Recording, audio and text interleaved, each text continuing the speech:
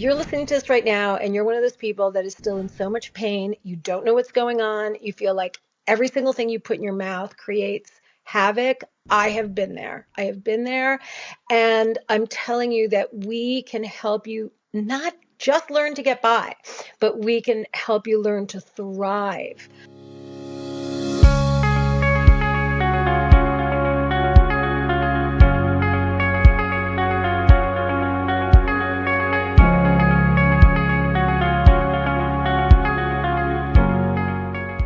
Okay, welcome, Dédé. I'm so excited to chat with you today, especially with all the recent Monash FODMAP changes. I thought this episode was very timely, and I know you're definitely an expert in the low FODMAP diet. So thanks so much for coming on today. No, I'm excited. I mean, you've been such a great adjunct to our FODMAP Everyday team. If all of you listening have not read all of Lee's articles yet on our website, definitely come check them out. So yes, that's what we're all here to help. We're here to help all of you who are dealing with digestive issues at home. Yeah, FODMAP Everyday is such an amazing resource. I was just looking on there today, and you've, I think, published a few really great articles in the last month or so that I bookmarked that I have to read soon. There was one on I think the difference between having a gastroenterologist and a dietitian and why they're both essential and the unique roles they play. So I thought that was a good one. I'm going to read that and share it as well after too.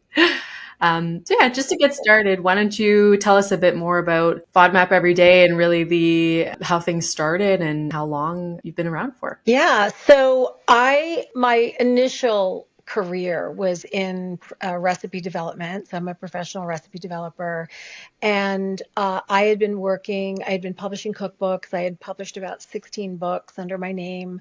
I was an editor at Bon Appétit magazine for about 14 years. I mean, I was deep into food, and only my immediate family knew that I was suffering with IBS.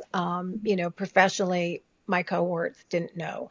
And there were times I was really suffering. I mean, when my kids were little, 3 days out of the week, they were coming home from school and mommy was in bed, with her tummy, problems. And I, discovered the diet about 25 years into dealing with my IBS. And at that point in time, I had seen gastroenterologists early in the 1990s.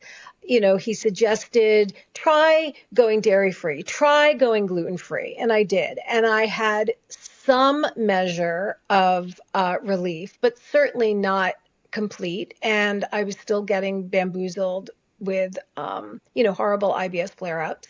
Ended up in the hospital in 2015, was introduced to the diet. And for me, the light bulb moment was when I had a great GI. It was the one who happened to be on call. And he said to me, and this is going back to 2015, he said to me, there's a lot of misinformation online about the diet. He said, just stick with Monash. Download the Monash app and follow the Monash app. So while I was in the hospital, I did that. And as soon as I looked at the app and I saw the red, yellow, and green lights, my recipe developer head went into gear, because I was very well aware that most people would look at this, they would see the red lights, they would panic, they would think deprivation, they would think, how can I do this? This is horrible. But my brain started looking at all those green lights and started saying, oh, but you could use this and you could use that and you could use those two things together, and I can cook with these things. And so I basically made a pact with myself, because I was crying to my husband. I was sitting there in the hospital saying, my career's over. How the heck am I going to continue to develop recipes? And then here this diet came along, and I thought, you know what? If this helps me, then I'm going to pivot. I'm going to use my recipe development skills to help others learn that they can eat and they can get better. And the diet did work for me. FODMAPs were a primary issue for me.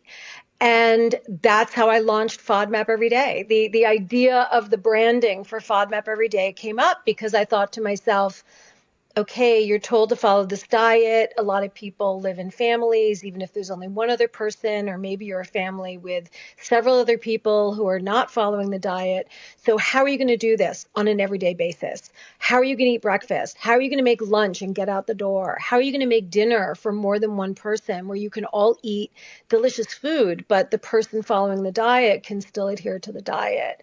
And so that's how FODMAP Everyday came to be. And my partner, Robin, and I, it took us quite a while to come up with our motto, but when we came upon the word thrive, that's what sealed it all for us, because believe me, I empathize. If you're listening to this right now and you're one of those people that is still in so much pain, you don't know what's going on, you feel like every single thing you put in your mouth creates havoc. I have been there. I have been there.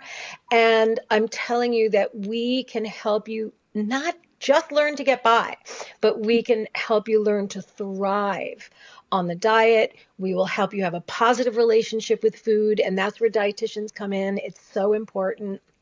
And today we're going to talk about one of the more confusing things, which is, I mean, certainly the reintroduction phase when you're challenging foods is the most difficult part.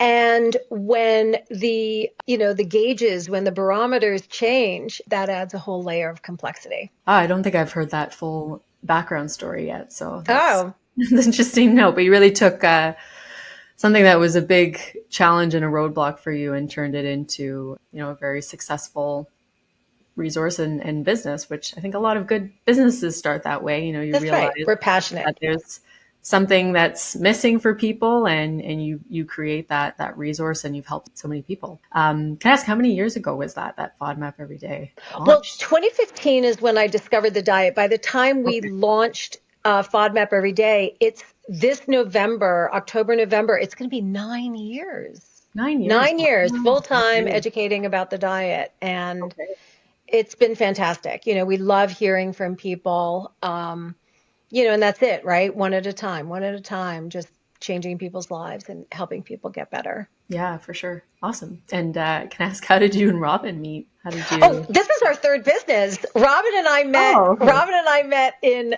college, and we had a catering business together. We owned a bakery together. It was always food related, but brick and mortar. And this was, obviously a digitally based business, which was brand new for her.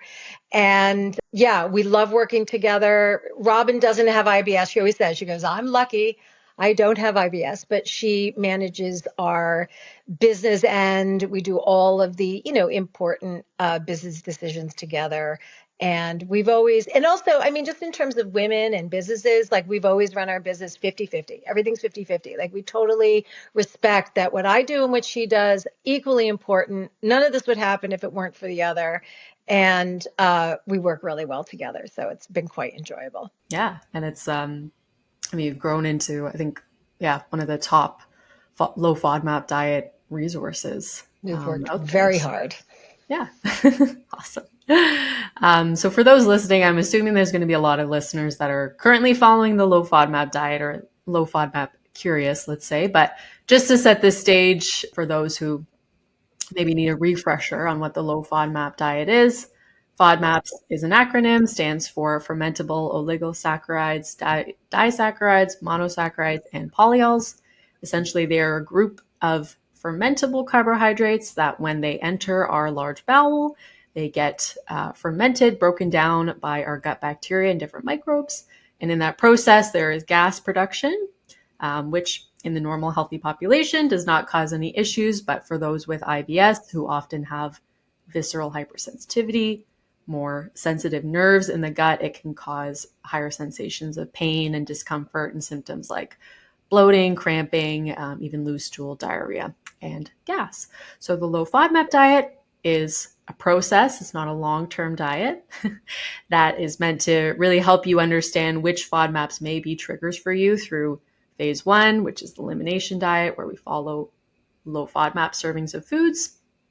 2, the reintroduction phase. Once you have good symptom control, you strategically test back in FODMAP groups in different amounts to assess what your tolerance levels are. and then the personalization phase, where then you know which FODMAPs you need to limit long-term, and you have a more liberalized diet while still maintaining symptom control. So I think it's probably something that you often, tell people or mention in your content, that low FODMAP is not a long-term diet. It's meant to be a process. Well, actually, no. I think Monash even contradicts themselves. I do say it's long-term because I think the biggest confusion about the personalization phase, the final phase, is that it's not this thing that you do and it's over. So the goal of the diet, just so that we're all clear, the goal of the diet is to help you eat as broadly as possible without triggering symptoms, right? Because all of you who are listening to this, who want to be free of pain and negative symptoms, I mean, that's a huge goal. At the same time, what's going to happen simultaneously is, as you are adding more foods back and learning what you can tolerate, you're going to be developing a more nutritionally sound diet than you were during elimination. I mean, during elimination, it's much more structured, much more limited. So by the time you get to the third phase, you have broadened your diet. But the big thing that I'm always reminding people is that it is not static. So let's say it's September 1st, right? You've been doing the third phase and you've learned a whole bunch of stuff.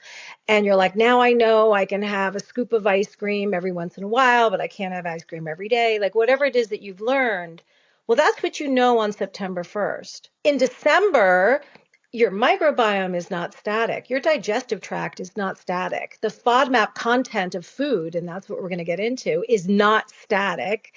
And this is why Monash always suggests that you can constantly, re-challenge. If there's something that you failed, try it again down the line. And so in that sense, that third phase is an evolutionary phase. I consider myself on the low FODMAP diet. My personal version of the low FODMAP diet that I started in 2015 doesn't look anything like it does today, but I am still on a protocol in the sense that I'm not just eating everything. I never went back to eating everything, but I'm eating a ton more than when I started this diet. I have an understanding of what my limits are, and I'm constantly trying to push the edges a little bit. So I consider it a long-term diet, but it doesn't look the same.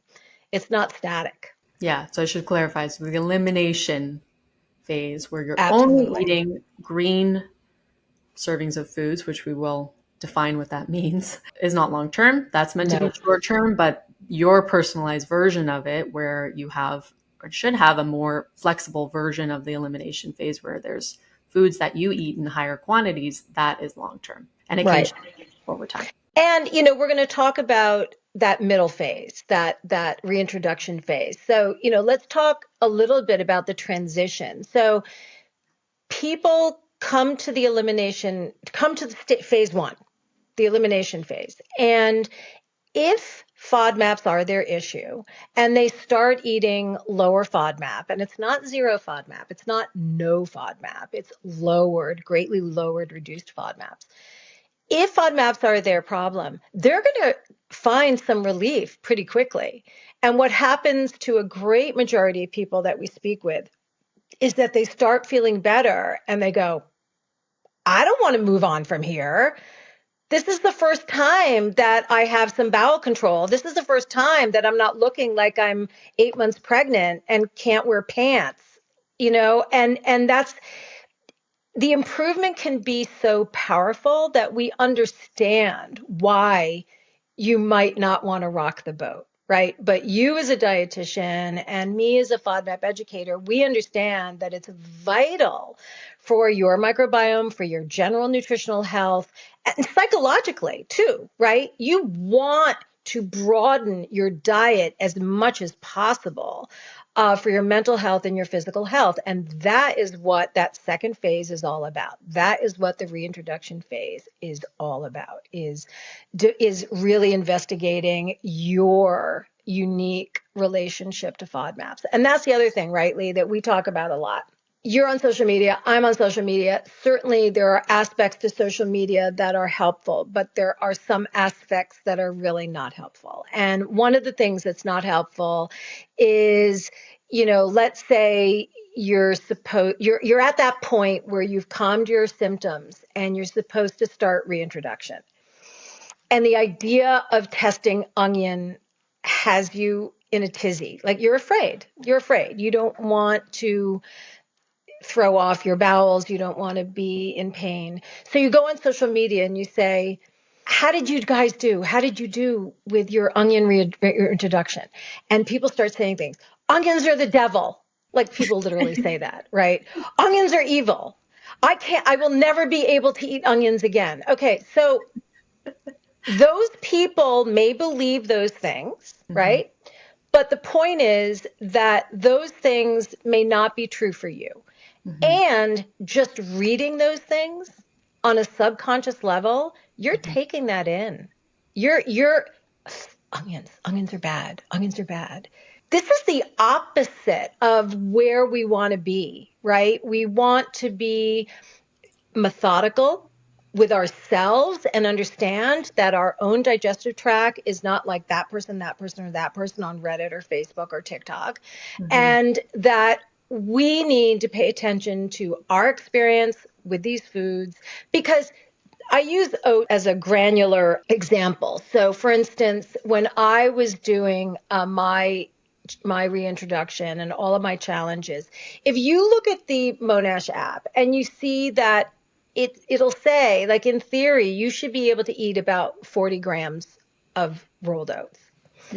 And in theory, that means you could have 40 grams of oats for breakfast, you could have 40 grams of oats at lunch, and you could have 40 grams of oats at dinner, because in theory, there's enough time in between, and this is a low FODMAP amount. Well, what I discovered for me is that I can't even eat oats 2 days in a row.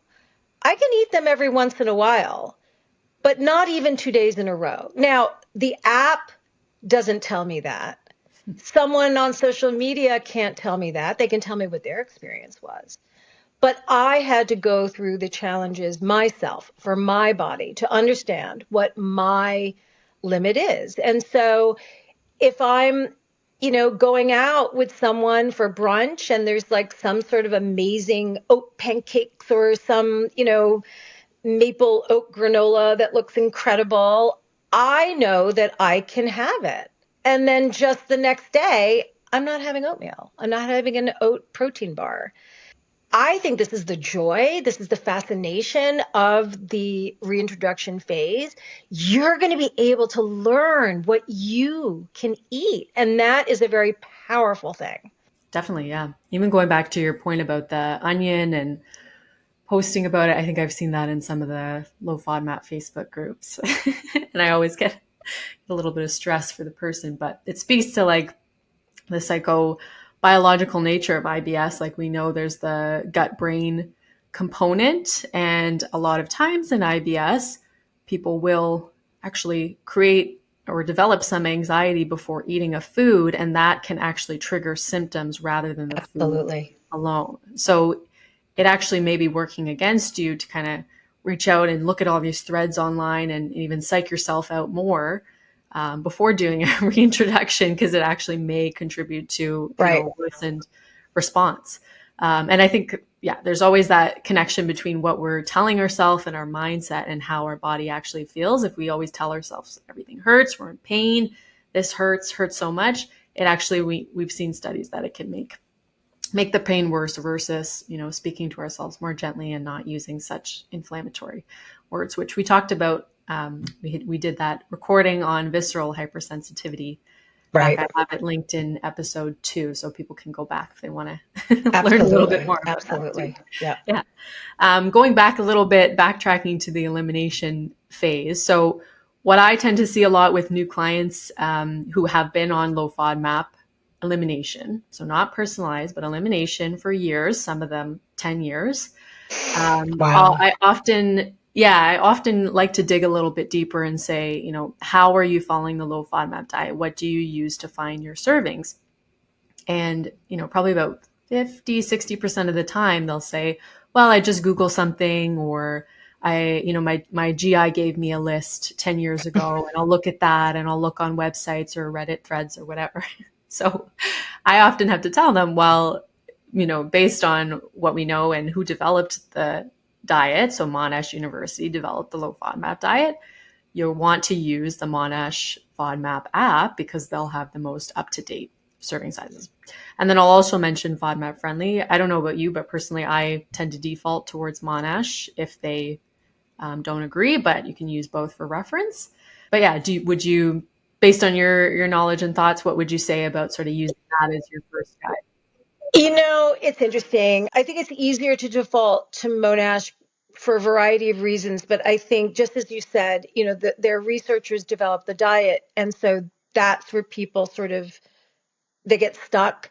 But so just so everybody knows, Sue Shepard, who went on to found FODMAP Friendly, was on that team. She was a researcher at Monash. So I look at Monash and FODMAP Friendly both as primary sources. That's the word I use, because they are both doing lab testing, and the labs, they have different lab protocols. So Monash is in-house primarily. FODMAP Friendly is not.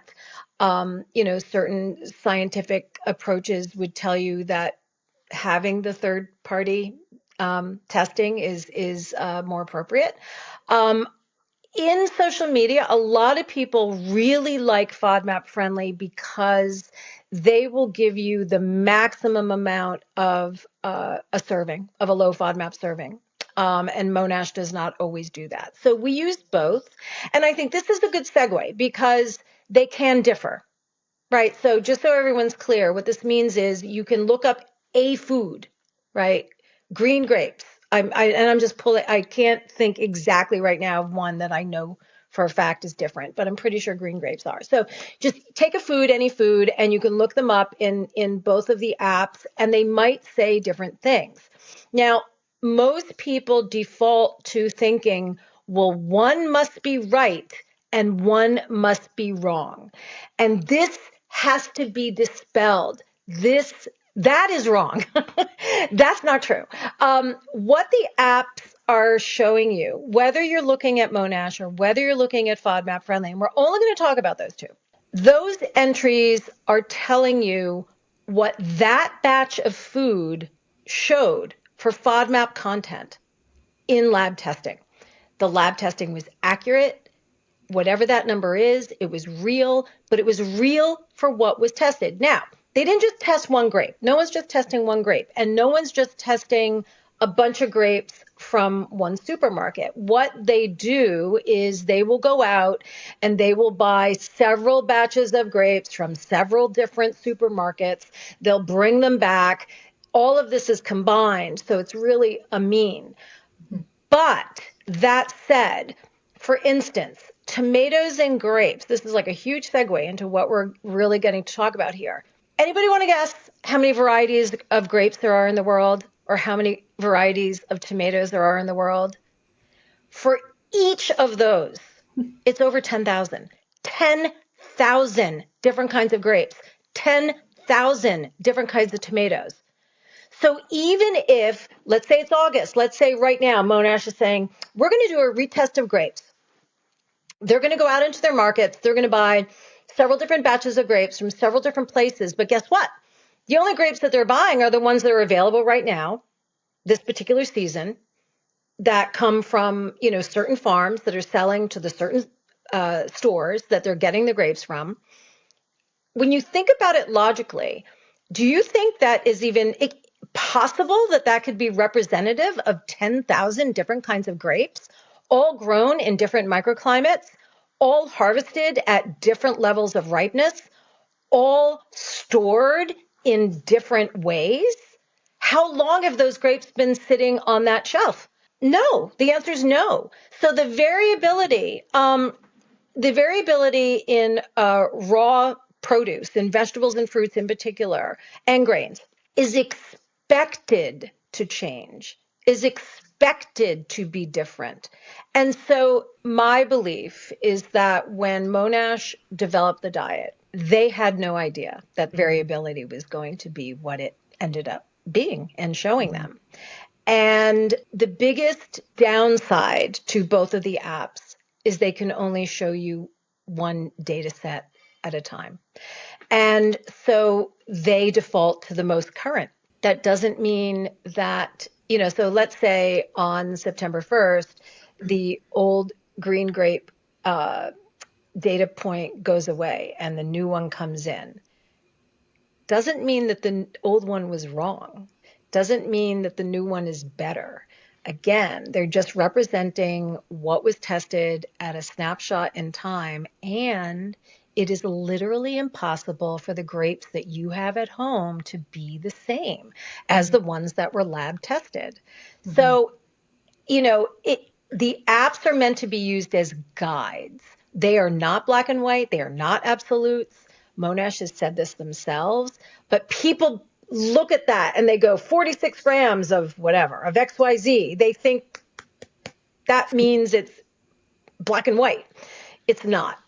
So, but before you go crazy and then say, well, then, all of this is just, is just silly and doesn't make any sense. I mean, these are stakes in the sand. Whatever those current amounts are, they are a reputable, accurate stake in the sand for you to use to begin to explore the nature of your relationship to FODMAPs.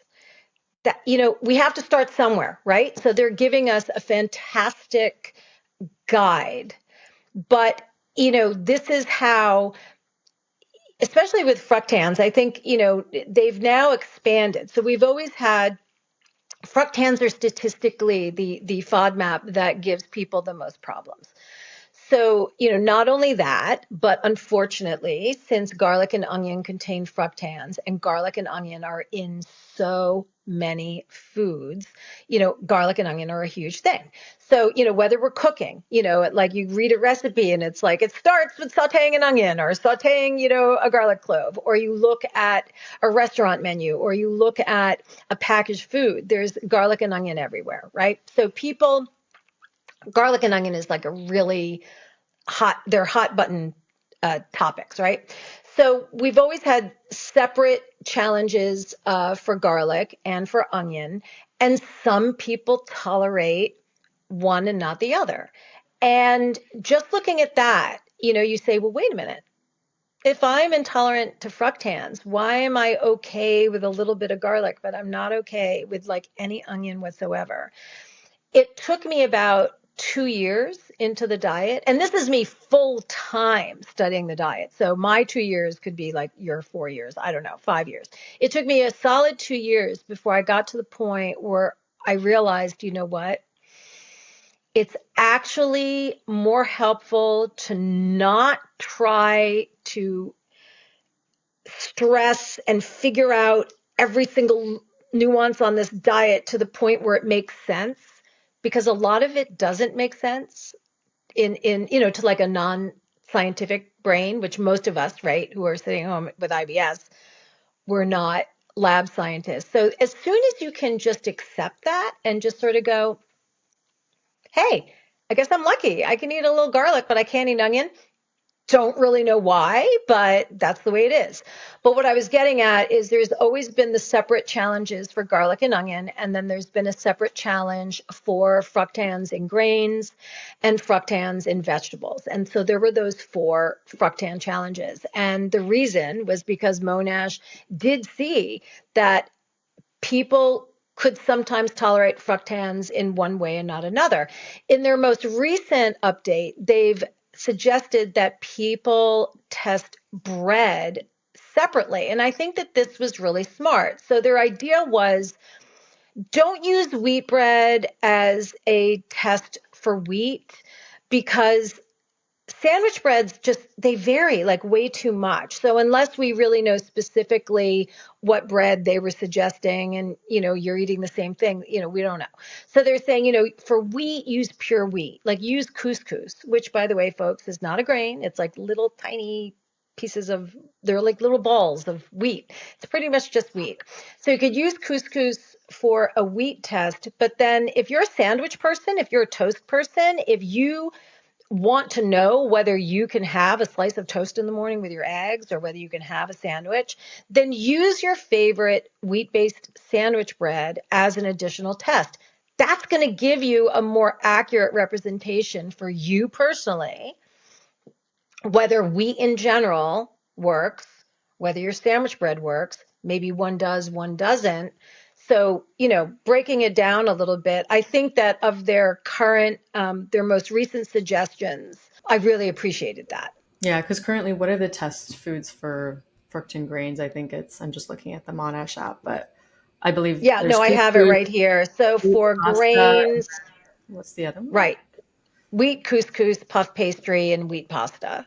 Yeah, because before they had wheat They bread, did but have it was bread. weird because it was the same as the green serving on the app. I don't know if you remember that. It was like they were the same serving, Right, but it had it as the right, yellow rice. But yeah, I was happy right. that they changed that. It's true because it varies so much. Like what's a one wheat bread from the baker versus a slice of wheat bread from the grocery store, not the Right. same. Or even just two brands found in the grocery store. But let's talk about, Yeah. like, you reached out to me and you said, let's talk about these new updates for the reintroduction foods because there were a lot of changes. And so here's the deal. You go through the elimination phase. And another thing, terms of like words, in the beginning, I used the word strict.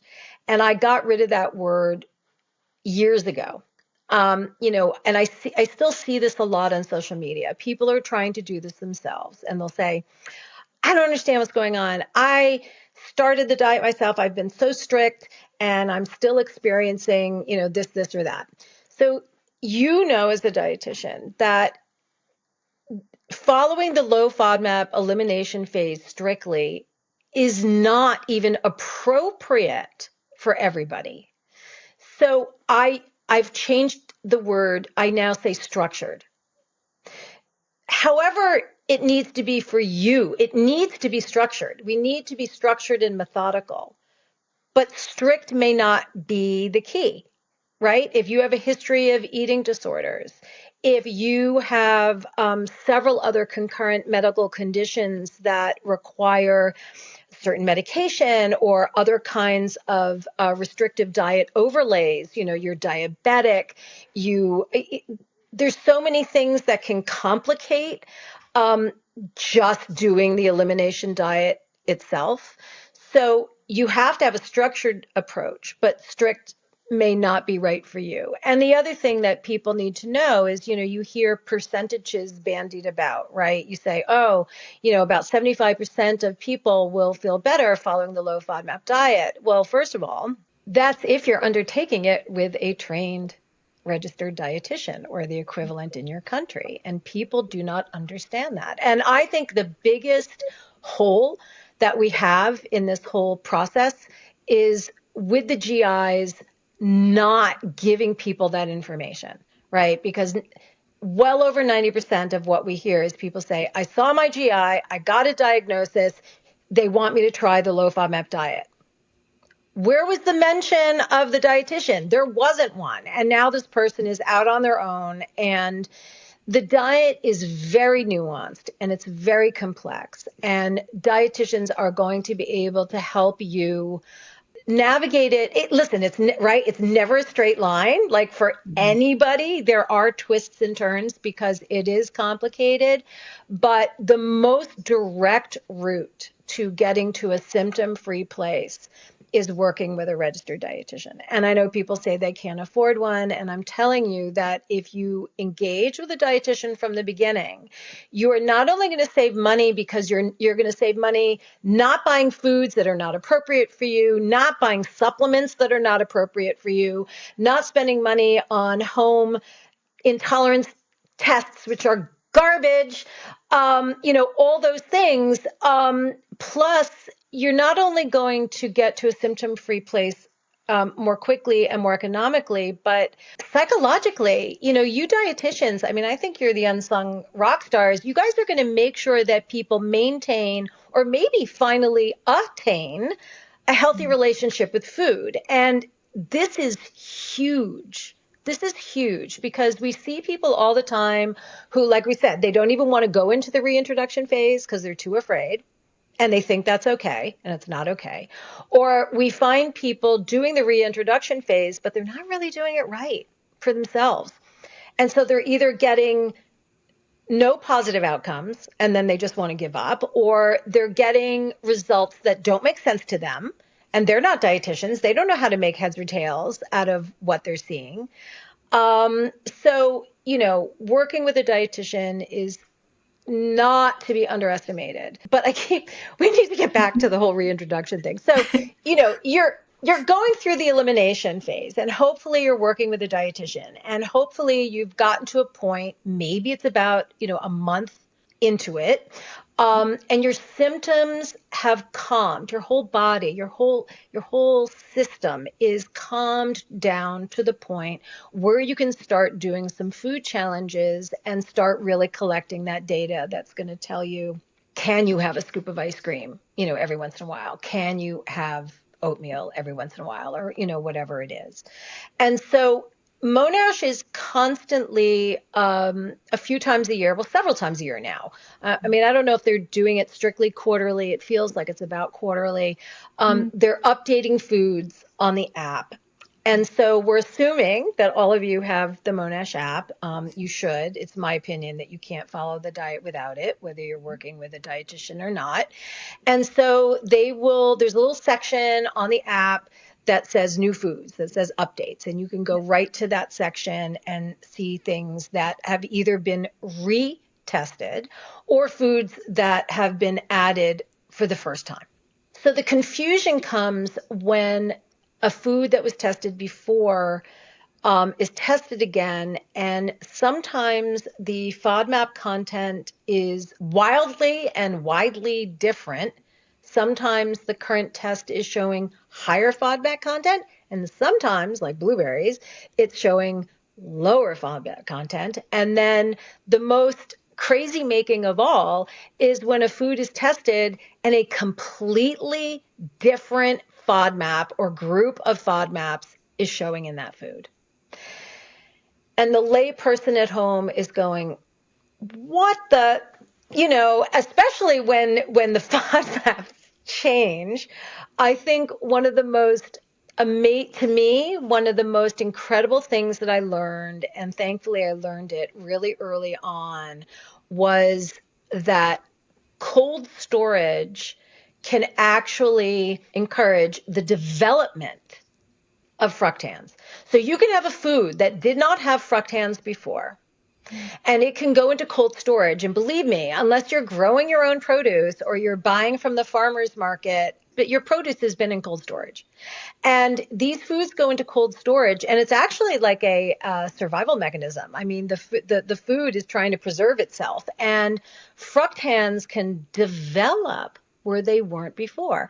And when I learned that, and like I said, thankfully it was pretty early on, that really helped me understand the elasticity and the variability of FODMAPs. And just like I was saying before, sometimes this is not going to make sense, and you just kind of have to go, okay, these lab tests are real, they're accurate, they're showing me something. I don't understand it. It doesn't really make sense to me, but you have to trust in the science. So here's where I agree with Monash. Where I agree with Monash is they're saying, look, if you did challenges before we just made our recent changes, because they went in and they actually changed types of food. Like they're no longer telling people to use BLAP, right? But they were saying, look, if you did challenges before and you got a handle on what your body was responding to, don't panic. Like that was real data. Your body responded in a certain way that was real. You don't have to second guess that. However, let's say you tested a food and you did not pass the tests, and now the FODMAPs have determined to be different, or the levels of FODMAPs have determined to be different. Time to revisit. go for it, do another challenge, even if it's been months since, or a year or more since you've done challenges. Maybe you're going to be able to add a food to your diet. Now, here's the part I did screenshot it, so I just want to get this in front of me, because there is a part where I don't agree with them. Or rather, I feel like they kind of cheat. I was going So, to say, just with in terms of the reintroductions changing, I had a few clients that were like 2 challenges in right when they changed it in April. And for me, I have in my IBS program, we have online modules and I explain about the FODMAP reintroduction. So I had to change everything in there too, which is always fun when Monash changes the serving. But I had one client who tested honey for fructose, which now Monash says also contains fructans. But she didn't tolerate it well. She ended up getting a lot of gas as one of her symptoms. So with her, we decided just go ahead and retest it with the new foods for fructose, which are now, I believe, asparagus, mango, and orange juice. But then I've had many clients who they finished all their challenges. They're feeling good, no issues, personalized low FODMAP diet. So for them, we didn't end up retesting because honestly, the reintroduction is a lot of work. So it is. It has to be, right time as well. But yeah, just wanted to add that example. No, absolutely. But, so people want to know, so what's changed? What's changed in the reintroduction? So Monash has said that because some foods that were previously used for challenges have switched FODMAP groups, or, ones have appeared, like the fructose and fructan that you just mentioned, or the amounts have changed. This is why they've made the changes. Okay, I agree with that. That's cool. We're cool. Then the next thing they say is, these changes are due to things like, and then they list things like the things I've mentioned to you, right? Differences in the variety of the particular crop, the climate, the growing conditions, the microclimate, the storage practices, all that stuff. Okay, I agree with that too. Then they jump and they go, the good news is that the reintroduction phase hasn't changed. So, you can just go ahead and use these new parameters and go on your merry way. Well, to me, there's a huge gap there because they're acknowledging that there's huge variability in produce for all the reasons listed, but then they don't point out that, well, what that means is that the food that you, the person at home, are challenging with, that food's not going to be the same as the food that they lab tested. So that's a huge thing to sort of skip over. And so again, I think you just have to say, okay, I don't want to use the word imperfect because that would denote that it could be perfect or should be perfect. And because there's so much variability in individual microbiomes, and by the way, our microbiomes change too. It's not that mine is different than yours, it's that mine is also different today than it will be next week, than it will be 3 weeks from now. Like there's just variability going everywhere. So I don't want to use the word perfect and I don't want to use the word imperfect. I think that it can help psychologically for the person at home following the diet to say, all right, there's variability all over the place. There's variability within me. There's variability within these foods. So, but I'm trying to get somewhere, right? The goal is that I'm trying to get to a place where my symptoms I have much more control over my symptoms than I do now. So I'm just going to start. I'm going to take the current information. I'm going to start testing myself. I'm going to be methodical. I'm going to be structured in whatever way I'm doing it. I'm going to make notations of this data that I'm collecting. And if I fail something, I'm not going to panic. And I'm going to say to myself, I'll try this again in 3 months. Early season tomatoes are different than late season tomatoes or whatever it is that we're talking about, right? And then the other thing that I think is huge is that people, as many times as I point this out, people overlook the non-food triggers. People, like if you have an upset stomach right now and your tummy's rumbling and you're bloating, like whatever it is your symptoms are, people are always like, what did I eat? They go on social media. This is what I had for breakfast. This is what I had for dinner last night. What do you think I did wrong? Yeah. Maybe you did nothing wrong in terms of food. Maybe it's the fact that you need a new mattress. Maybe it's the fact that your air conditioner conked out. You were in 98-degree weather with 98-degree humidity and you couldn't sleep. Yeah. And then, one of my favorite things to point out about stress, I mean, you mentioned, the gut-brain axis. It's real, people, and it's a two-way street. And the thing about stress is that there is such a thing as positive stress. And people are always like, what do you mean? And I go, okay, if you just lost your job, that's really stressful. And if you're getting married this weekend, that's really stressful. Like, one of them is really positive and one of them is negative. They're both stress. Stress doesn't just have to be bad. Stress isn't just, like your car just broke down or, you broke your leg. It could be, we're moving and you're like really excited about this new part of your life that's about to happen. But you know what?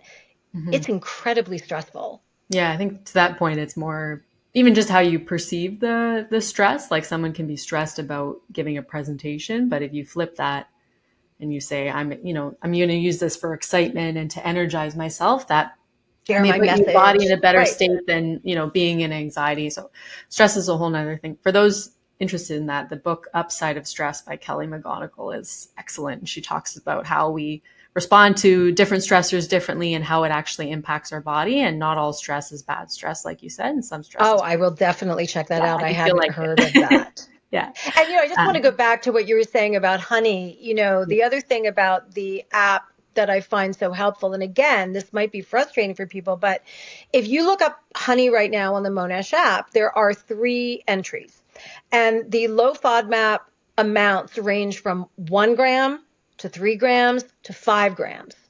So there's one kind of honey that is 5 times different than the honey on the other side of the spectrum. So again, that might seem crazy, right? You're like, well, I just want to know about honey. Well, the lab tests are telling us that honey can be as variable as grapes or whatever.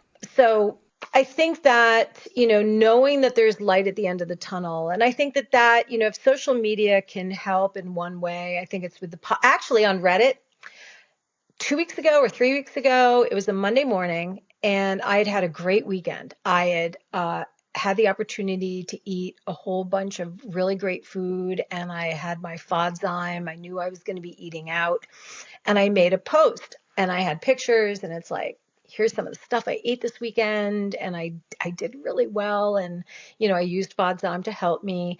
And someone said, it got like 40, there was so much engagement. People were like so excited about talking about successes.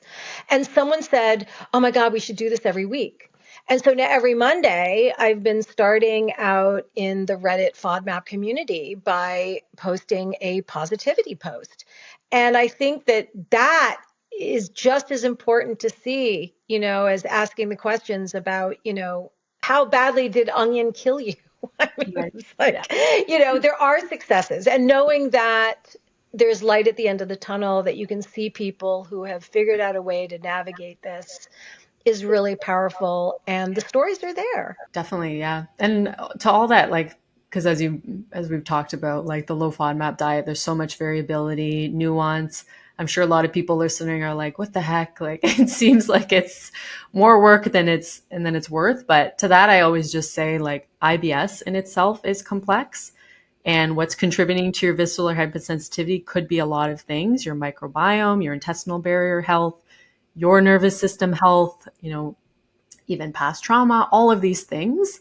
That's why low FODMAP diet should just be one tool in the toolkit. And you need to work on, supporting your mental health, supporting the gut-brain connection, still making sure you're getting a nutrient-dense diet, because you can be eating, potatoes and carrots all day, but you may be lacking in nutrients, even if it's low FODMAP. But your gut is a complex, set of organs that needs nutrition to thrive and work its best. So there's so many other parts to that picture. And I think people can see that in a positive way, to remember like, oh, there's so many other things I can work on and control. And it's not just about stressing about the low FODMAP diet and getting everything perfect and making sure, I know exactly my food triggers, because there's so many other things that can contribute that you can work on and that will make such an impact on your IBS symptoms too. I just started, this is my third round in, I don't know, 5 years. No. How long has FODMAP been around? I'm trying to remember. I mean, excuse me, Nerva. Yeah. I just started doing Nerva again. So, Okay. Nerva's a gut-directed hypnotherapy app. There are many ways that people at home can access gut-directed hypnotherapy. I happen to find Nerva to be really convenient and really helpful. And what happened was they had come to us when they were new. And just so people know, gut-directed hypnotherapy is clinically proven to be as effective as the diet. As effective, not along with the diet, but as effective on its own. And so one of the things I love about a program like Nerva is that no matter what you're doing, right? Like whether you're working with a gastroenterologist, a dietitian or not, you can add gut-directed hypnotherapy to whatever you're doing because there's no contraindication. So why not? And so when they came to us, when the product was new, I thought, you know what, I should do the 6-week course because I want to be able to know what I'm talking about as I bring it to our community. And I'm very type A. I'm not someone who ever sits still. And the idea of almost like meditating or, for 15 minutes, I was just like, I'm not going to be able to do this.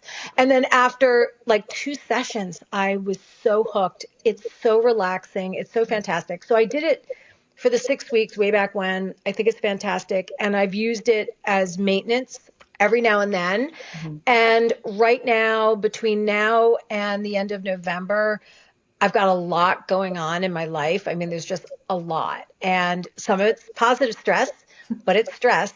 And so just 3 days ago, I said to myself, you know what?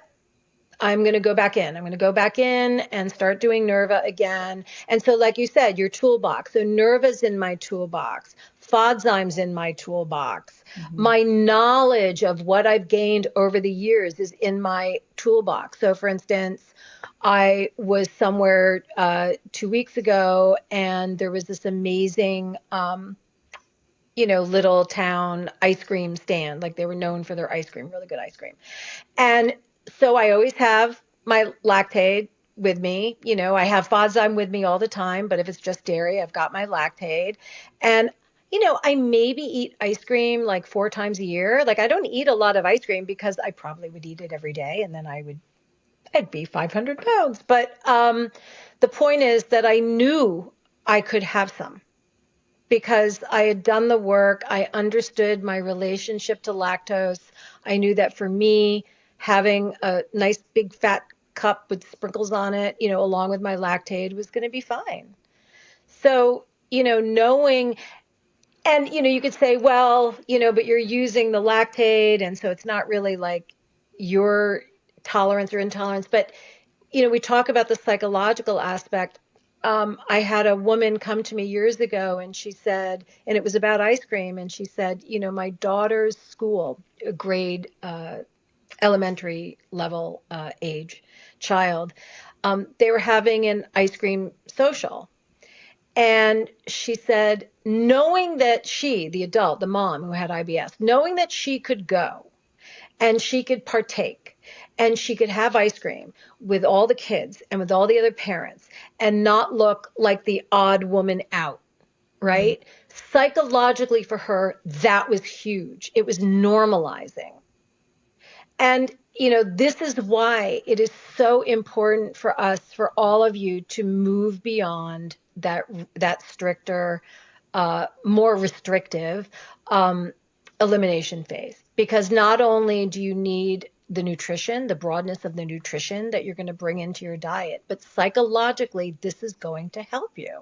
You're going to be able to live your life better. Yeah, for sure. There's such an impact that having social network and social connections and going out and engaging in different life experiences impacts our mental health and our physical health and our well-being. So we don't want to get into the point with IBS where we're isolating ourselves from all those experiences, because in turn it can actually make things worse by then worsening our mental health and sense of hope. So yeah, to that point, like just being able to improve our quality of life also has so many, cascading benefits too.